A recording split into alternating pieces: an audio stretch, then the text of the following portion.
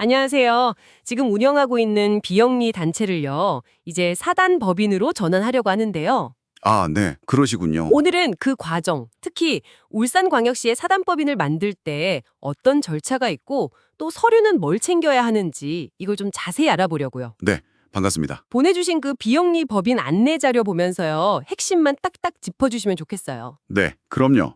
비영리 사단 법인 설립, 이게 생각보다 체계적으로 준비하는 게 중요해요. 그렇죠. 그냥 서류만 내는 건 아니겠죠. 맞아요.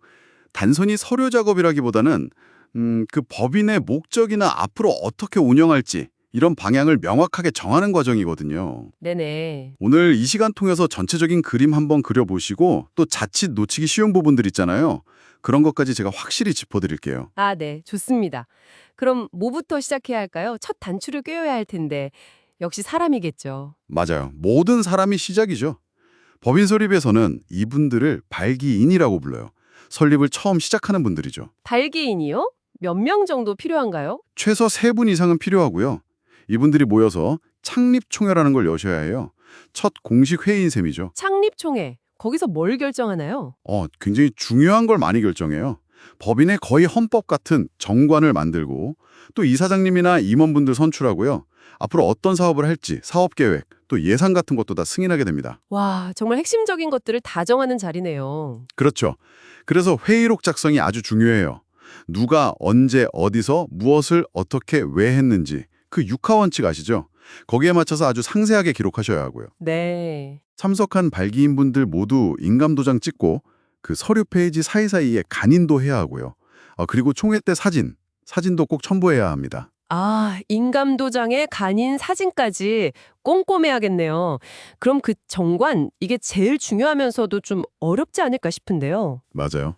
정관 작성이 정말 핵심이죠. 법인의 기본 규칙이니까요. 민법 제40조를 보면요. 법인의 목적, 이름, 사무실 위치, 자산, 임원 관련 규정, 회원 자격 같은 건 반드시 넣으라고 되어 있어요. 필수 사양이군요. 네.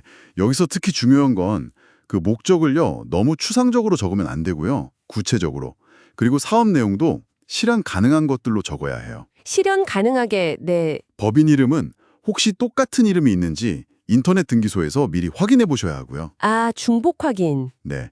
그리고 사무소 소재지는 이건 실무 팁인데요. 나중에 혹시 같은 시안에서 사무실을 옮기실 수도 있잖아요. 그때마다 정관 바꾸려면 번거로우니까 그냥 울산광역시까지만 적어두시는 게 편해요. 그런 방법이 있군요. 자산 관련해서는 회계연도를 정부랑 맞추는 게 보통이고요. 그리고 혹시 나중에 지정계부금단체 신청하실 계획 있으시면요. 네, 생각하고 있어요. 그러시면 정관에 미리 2가지 조항을 넣어두시는 게 아주 좋아요. 하나는 해산할 때 남는 재산은 국가나 지자체 아니면 비슷한 목적의 다른 비영리법인에 넘긴다는 내용하고요. 네. 또 하나는 기부금 받은 내역이랑 사용 실적을 매년 홈페이지에 공개한다는 내용이에요. 이걸 미리 넣어두면 나중에 훨씬 수월하고 또 처음부터 투명하게 운용하겠다는 의지를 보여주는 거니까요. 와, 정말 중요한 팁이네요. 미리 넣어두는 게 좋겠어요. 울산시 표준 정관 예시도 첨부하면 좋다고 하셨죠? 예산 증명이나 사무실 관련 서류도 있던데요. 이건 또 어떻게 준비해야 하나요? 재산 관련해서는요.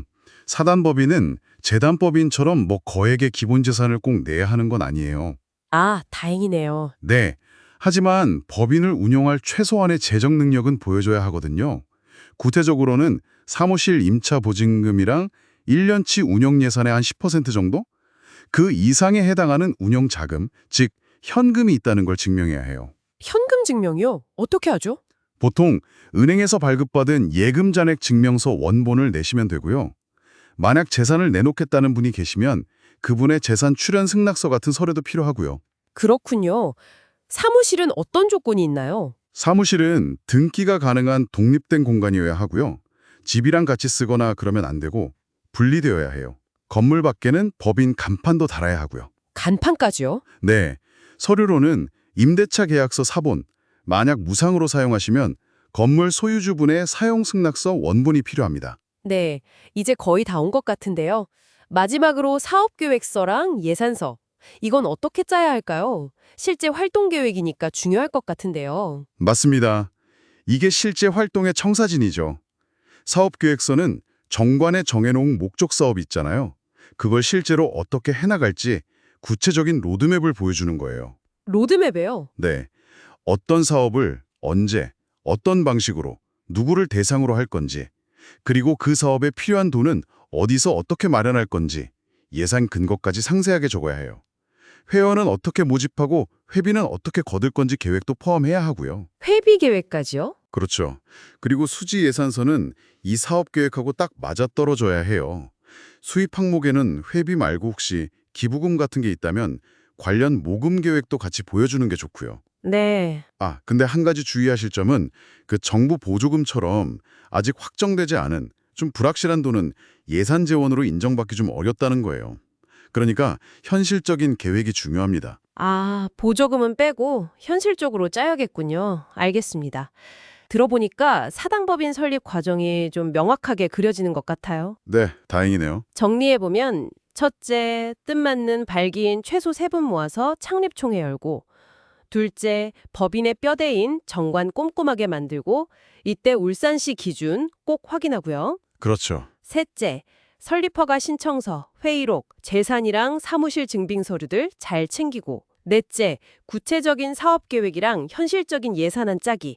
이렇게 4단계로 볼 수 있겠네요. 정확하게 요약하셨네요. 제공해주신 체크리스트 보면서 빠진 거 없는지 잘 확인해야겠어요. 네, 맞아요. 서류 준비라는 게 어떻게 보면 형식적인 절차 같지만 사실 그 과정을 통해서 법인의 정체성이나 앞으로 나아갈 길을 더 단단하게 다지는 시간이 되거든요. 네, 그럴 것 같아요. 그래서 마지막으로 제가 질문을 하나 드리고 싶어요. 이제 성공적으로 사단법인을 딱 설립하신 후에 그 법인 운영의 투명성이나 공익성 같은 걸 어떻게 계속 지켜나가고 또 그걸 외부에 효과적으로 보여줄 건지 혹시 그런 구체적인 계획에 대해 생각해 보셨나요? 아, 투명성과 공익성을 보여주는 계획이요. 네.